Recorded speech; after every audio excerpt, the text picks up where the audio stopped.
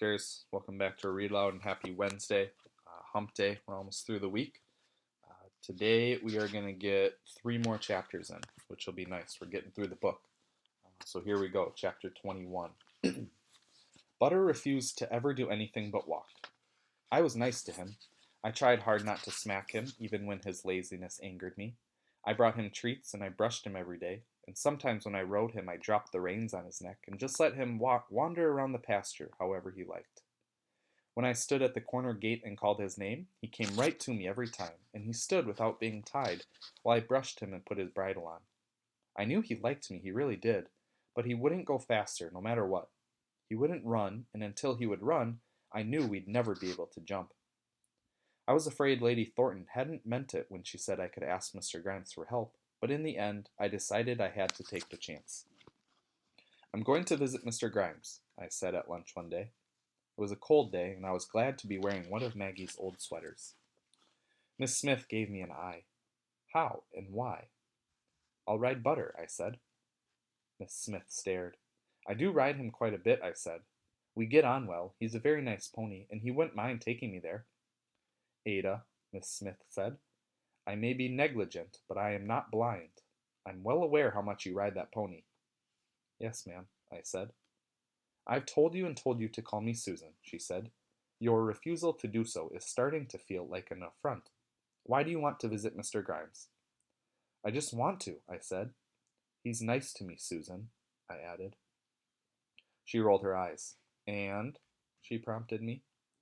And I'm having trouble with Butter, and I don't know what I'm doing wrong. I can't hardly get him to move. The Iron Face, Maggie's mom, Lady Thornton, prompted Miss Smith. Yeah, her. She said if I had trouble I could ask Mr. Grimes for help. Miss Smith picked up a piece of carrot with her fork.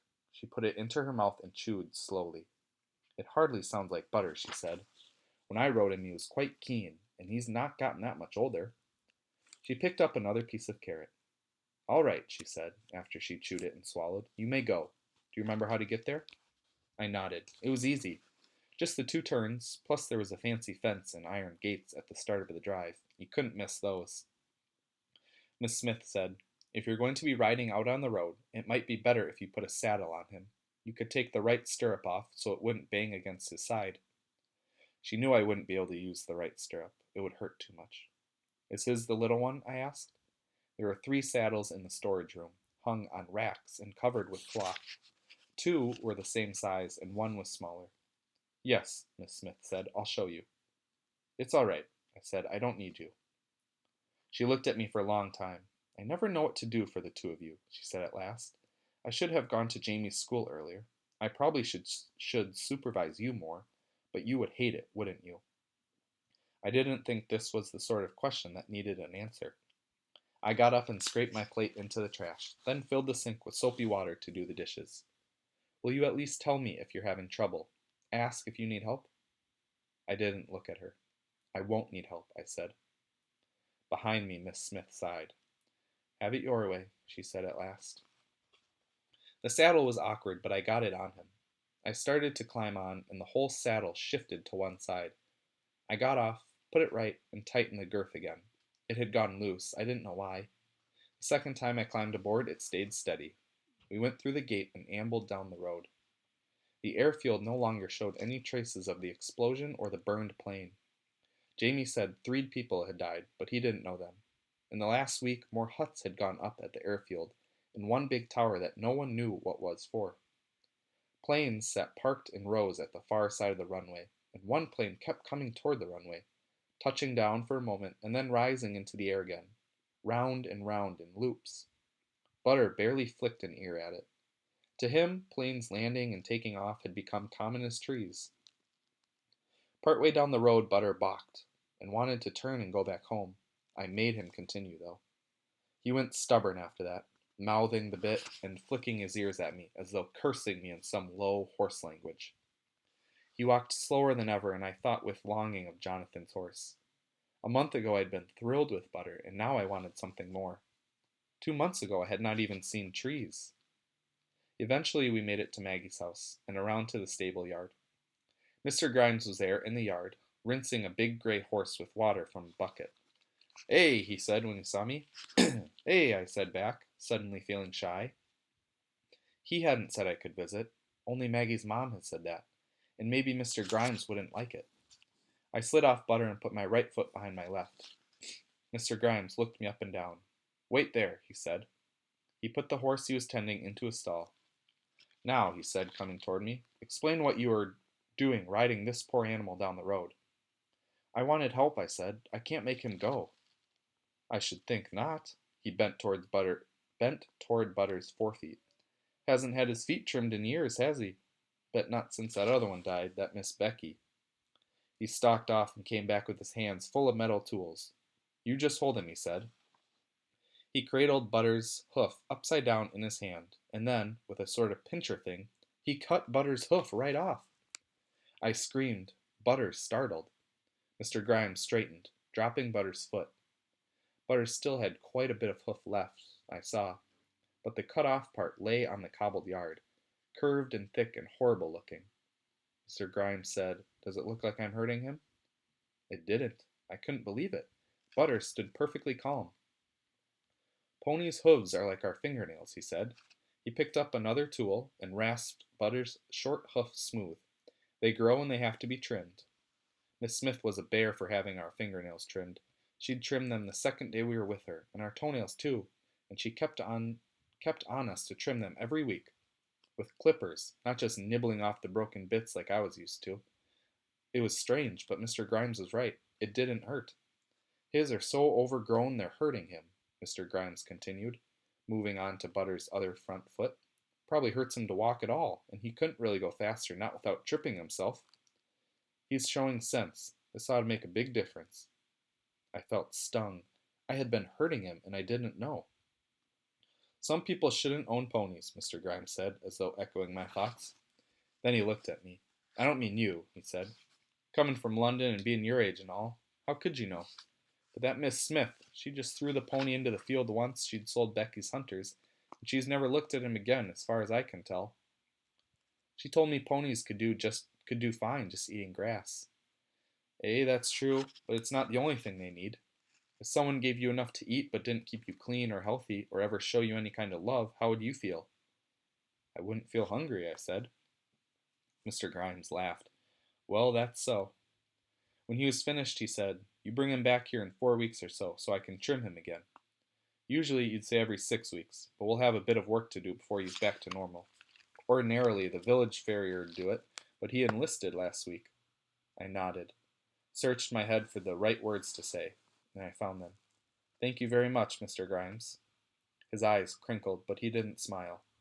He pulled off his hat, revealing a nearly bald head, and scratched himself behind one ear. "It's just Grimes," he said. "Mr. Grimes, that would be if I were a butler or something important like. But if we're going to be friends, you can call me Fred." "Fred." I held up my hand the way the colonel had, and Fred shook it. "And you are?" he asked. "Ada," I said. "Ada Smith, but just Ada to you." Fred took me all around the pony. He cut Butter's long, tangled mane. Normally we'd pull it, not cut it, but this mess is hopeless. And showed me how to start untangling his tail. He taught me how to clean the saddle and bridle and how to oil them, over and over, with tiny dollops of oil on a rag. "You keep doing that," he said, "and any other tack you see at Miss Smith's, you oil that too. Leather dries out, it'll be ruined if it goes neglected much longer." Then he told me he had to get on working. "Too much to do these days," he said. "We've had to put the hunters back to grass. Too much for one man to keep 'em legged up and properly strapped and all. And anyways, there's no hunting with the war on. But even still, it's nearly all I can do, caring for 13 horses." "I can help," I said. That I'd be grateful," he said. We'd already put Butter into an empty stall while I worked on the tack. I helped grain, hay, and water the horses, bad foot and all. And he didn't say a word about my limping or expect me not to be able to do things. When we were finished, I saddled and bridled Butter. Fred gave me a leg into the saddle. "Maggie said horses could have clubfoot," I said. "She said you could fix it." I tried not to feel hopeful. "Yeah," he said, "in horses you fix it with special shoes. It's not like clubfoot in people, though. I don't think. That's what you've got?" I nodded. "Can't help you," he said. "But I'll help you otherwise, whenever you like. You come back." I went down the drive. I turned left at the road, which I knew was correct. But after that, I'm not sure what happened. It should have been easy to find Miss Smith's house. Instead, I got lost. Uh-oh. Chapter 22. Seeing the ocean was like seeing grass for the first time. I'd been lost for a while, wandering unfamiliar lanes. When I first realized I didn't know where I was, I tried to retrace my steps back to Maggie's. But I ended up somewhere else entirely. I tried letting Butter show me the way, but every time I gave him his head, he put it down and started to graze. He was no use. I kept moving, searching for something familiar.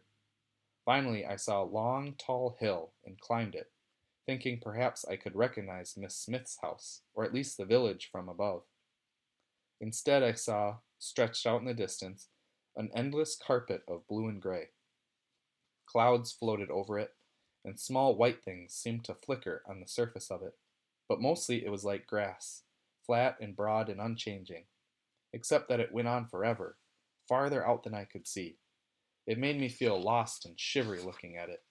I stared and stared. What could it be? Eventually, I pulled my gaze down from it, and there was the village. I recognized the church spire, so close to that gray-blue expanse. How had I not known? I made my way down the hill, scrabbling through rough, tall grass, but keeping Butter's head in the direction of the steeple. Then we found a road and kept going. Pretty soon I was riding right along the middle of the main street. The village was quiet, the shops all shut up. The sky was getting dark, and of course not a light showed anywhere. Above me came the roar of an airplane. At home, Miss Smith and Jamie rushed out the door when they saw Butter and me walking up the lane. I didn't mean to, I said. I got lost. Miss Smith said, I thought you'd fallen off that pony and were lying dead in a ditch somewhere. Jamie's face went white. I wouldn't have died, I said. I went around to the back to take care of Butter. Jamie helped me. How was school? I asked. He shrugged. Teacher let you use your left hand? Only because Susan made her. She still thinks I've got the mark of the devil. He held my hand as we walked back to the house. When you weren't here, Susan didn't say you were dead in a ditch. She said you were probably having a nice time and I shouldn't worry. He paused. She was worried, though, I could tell. I snorted. She doesn't need to worry, nor you. Dinner was waiting, and I fell to eating, so hungry that for a few minutes I didn't think of anything else. Then I said, I saw something strange from the top of the hill, far away, like grass, stretched out a long way and flat, but different, blue and gray. When the sun hit it, it looked shiny. That's the ocean, Miss Smith said. The English Channel. I told you before we weren't far from it. I stared at her. I wanted to say she hadn't told me anything. I wanted to say she'd crippled my pony, ignoring him. I wanted to say she should have showed us the ocean. She should have taken us there. I wanted to say she never needed to worry about either of us. But she didn't need to bother. I could take care of Jamie and I could take care of myself. I always had.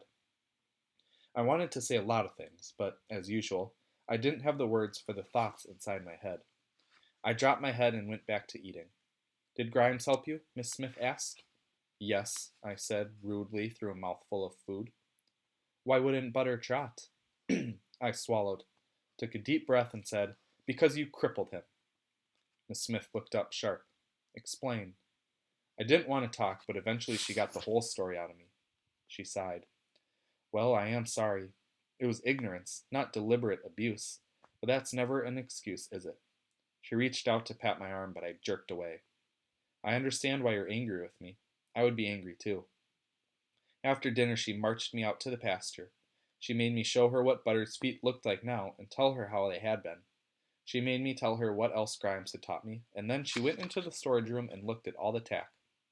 It's awful having to face your own shortcomings, she said. Did Butter feel better after he had his feet fixed?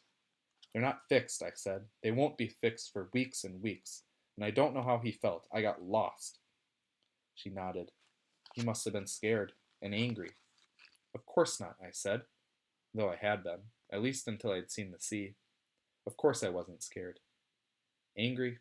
Susan said, putting her arm around me. No, I said through clenched teeth. But I was. I really was. Chapter 23. The Royal Oak sank. She was a Royal Navy battleship. She was torpedoed by a German submarine while anchored off the coast of Scotland. and 833 of the over 1,200 men on her died. We heard about it on the radio, which we listened to most nights. The next Saturday, Susan decided to take us to the movies. It was the first time Jamie and I had ever been. We sat down on the plush seats like our purple chairs at home, and before we knew it, the whole wall in front of us had become a giant moving picture. Music played, and a man's voice started to talk about the war. I thought we were going to watch a story, but not stuff about the war. Other than the silly posters and the sandbags that lay piled near some of the road intersections, you'd hardly know there was a war. There hadn't been any bombs, but now here was a picture of an enormous ship rolling onto its side while black smoke poured out of holes in its hull. The picture was so big and so horrible, and it got worse when the solemn voice talking about the Royal Oak said that over 100 of the dead were young boys. I looked at Jamie sitting on Susan's other side. "I want to go home," I whispered. "Shh," Susan said. "The newsreel will be over in a minute, then they'll show the story." "I want to go home," I said more loudly. "Don't start," Susan said. "Don't start," Jamie echoed. I didn't, but I plugged my ears and I shut my eyes, and I stayed that way until Susan nudged me to let me know that the story picture was starting, even though I couldn't quit thinking about the burning ship and the boys that died. I had nightmares from the pictures. Jamie wet the bed, but he always did, every night still. I had dreams of fire and smoke and being tied to my chair, my little chair in our apartment at home. I couldn't walk and I couldn't move, and I screamed. Jamie woke and cried, and Susan came at a run. "So that was a little too overwhelming," Susan said the next morning. She looked tired and angry, but she usually looked angry in the mornings. I avoided her gaze. I didn't know what she meant by overwhelming. "A little too much," Susan said. Of course it was too much. It was 833 men too much. Susan sighed. "Next time we go to the movies, we'll wait in the lobby until the newsreel's over. I assume that the radio's still okay?" I nodded. The radio didn't come with pictures. Jamie told Susan his teacher still thought he had the devil in him, and because of that we had to start going to church on Sundays. "Of course you haven't got the devil in you," she said, "but if you go it'll give the gossips one less thing to talk about. Besides, I've been feeling guilty about neglecting your religious education." She made us go, but she didn't. She went the first time only, to show us how you had to sit in the pew and stay quiet, unless there was singing or words to say, in which case we still sat quiet, because we didn't know the songs or the words. A man up front read stories and then talked a long time, and Jamie got in trouble for kicking the pew. That was what the benches were called, pews. Jamie thought it was a funny word. The whole next week he held his nose and said, "Pew," every time he sat down. After the first Sunday, Susan walked us to the church, then took a walk through the village and picked us up on her way back. She said churches and her didn't agree. "You said your father worked in the church," I said, scowling, on our way home the second Sunday. The lady beside Jamie and me had spent the whole sitting down part of the service staring at us, and I hadn't liked it at all. Miss Smith looked tight-lipped. "Yes, my father has made it clear he doesn't think I can be redeemed." Jamie asked, "What's that mean? Redeemed?" "In my case, being redeemed means changing my evil ways and regaining my heavenly crown. It means my parents don't like me. And yes, my father's still alive. My mother died, though." "Oh." Jamie threw a rock and hit a fence post half a block away. "Our mom doesn't like us either. Especially Ada. She hates Ada. Ada's not redeemed." I flinched. "Maybe I am now. Maybe I can walk." "Not without crutches," Jamie said. "You still got that ugly foot." "Jamie," Susan said, "you apologize." Jamie said, "But she does." "Her foot is not ugly," Miss Smith said. "What a horrid thing to say." "And Ada, you've done nothing wrong. Your foot is not your fault. You don't need to be redeemed." I watched the tips of my crutches as we went down the road. Crutches, good foot. Crutches, good foot. Ugly foot skimming along in the air. Always there, no matter what anyone said. That is the end of chapter 23. We're over halfway done with the book now. So we're going to have to wait and see what happens next time with Ada and Jamie. Next time we read will be Friday, pretty close to the weekend. So enjoy the rest of your week, fourth graders. I will talk to you on Friday. See you later.